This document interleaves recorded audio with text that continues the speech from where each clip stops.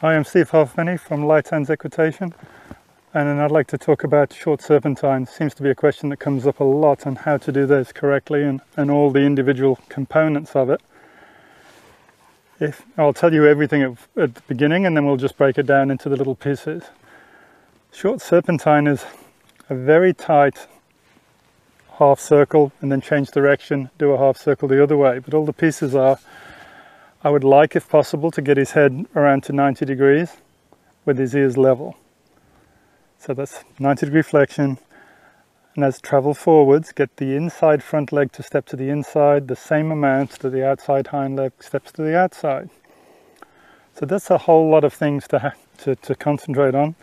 Plus, as I'm doing that, my posture's got to change, of course. As he goes left, I need my weight on the left.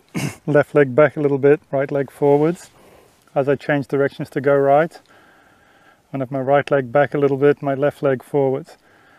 And we're supposed to, when it's working properly, take around one stride to change from a left bend to a right bend. Well, if we try to do that all at once in one big exercise, it'll probably be really too difficult. So if you think of the components of that, he's got to be able to bend his neck without his feet just following instantly. So as I change from a left bend to a right bend, I don't want him to drop his shoulders. So we might just start with, can I walk him around and bend his head and neck more than I need for the line that I'm riding? So I'll just ride away from the camera and I'll come back towards you. So as I come back towards you, I'm going to bend him more to the right than I need and try and keep his feet going closer to a line towards the camera. So if I bend him here and keep, I don't really want there, bend him more, bend him more, bend him more, and then release him. Okay, I'll come around the other way, and as I go away from you, I'll bend him to the left, but I'm trying to keep his feet going straight. So that, if I can't do that, I'm pretty well sure that the serpentine is going to be really difficult. You see, from here I could let him start coming around to his left because I've got him bent that far.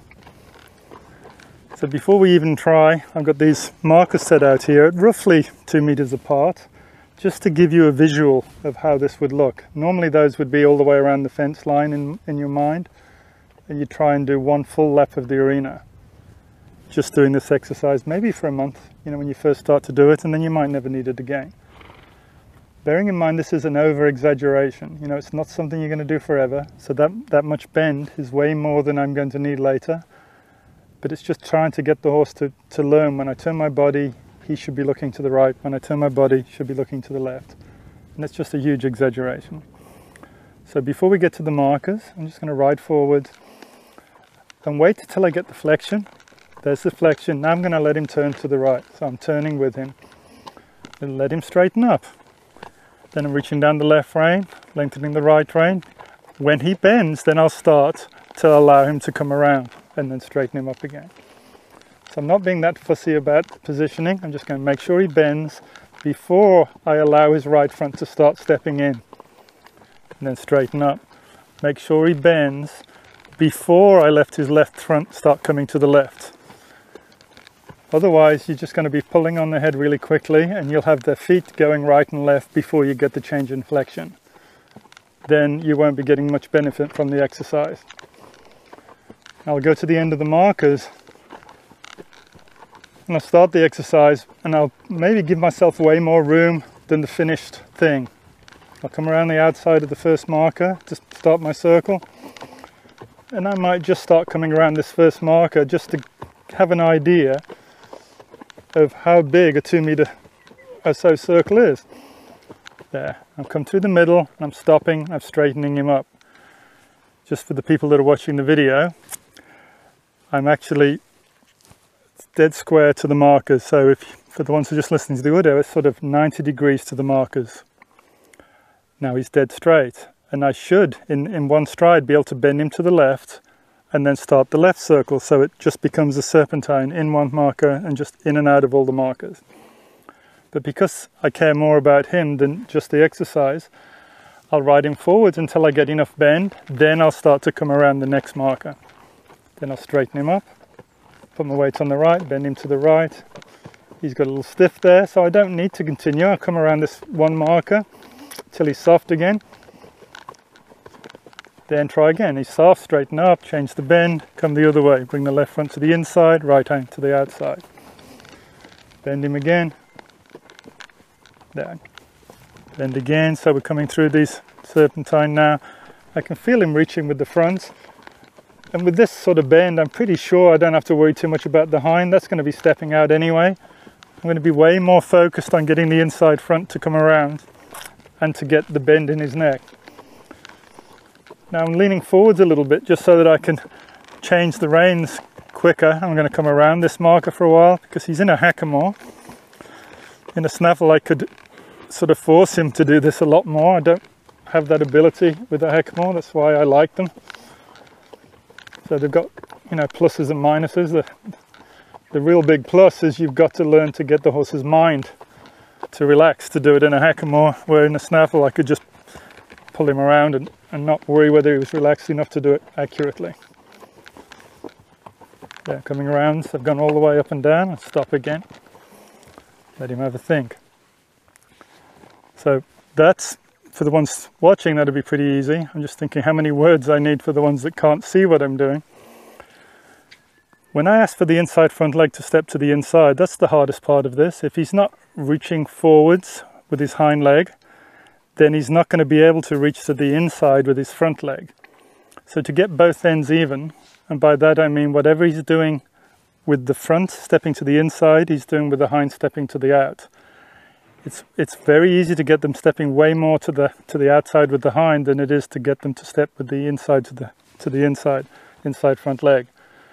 So my focus really is my hands in time with his front leg, and my outside leg is supporting that. So if he doesn't get it, and I have to keep on asking him to get the right front right now, forwards, there. I'm going to keep coming around this marker until it feels smoother. Forwards and around, forwards. I don't want him stopping and spinning. He's done a fair bit of spinning and turning on the haunches. So he thinks it's a good idea to just stop moving his hind feet and spin around them. But I need him to keep traveling forwards the whole time. I'm just coming around one marker at the moment and trying to measure how much he's reaching to the inside, how much he's reaching to the outside, and whether I can keep moving him forwards. Now changing bend, shifting my balance, coming around to the next marker on my right side. If I look down at the marker, I can see the position of it is pretty well next to my stirrup in the middle of the horse. I'm going through the center of the markers, pretty square. Come around again, so you don't have to just keep switching if you're on your own. You could stay on one circle for a little while to get them relaxed. Yeah, let him stop there. But if you're in a large group, of course, then we're all constantly moving around the arena together, so you can't really stop. Somebody's going to catch up with you. But if you could do this for about a month, you would have a different horse. Like, he would be way softer, and it's not something you're going to do forever. But this horse, for instance, when he was close to central with his body, he didn't want to give you that. You know, so bending him 90 degrees left and right has just really got him to relax to the point where I can keep the reins in the middle now and just shorten one rein and bend him to the left, or shorten the other rein and bend him to the right. But to start with, before we did all that exercise, there would be a brace. You know, you'd reach down that rein and he just wouldn't come so quick. So that's been great for him. So I hope this makes it a little easier for you to understand what is expected of this exercise. While I'm around horses, watching what's available to me, and it became obvious a long time ago that people are not really aware of what's available to them in the horse they already own. And we all have that, if only we had a great horse, then we could have a good time with them. But every horse has the potential to do some amazing things. And I see my job as helping people understand how to unlock that potential in their horses.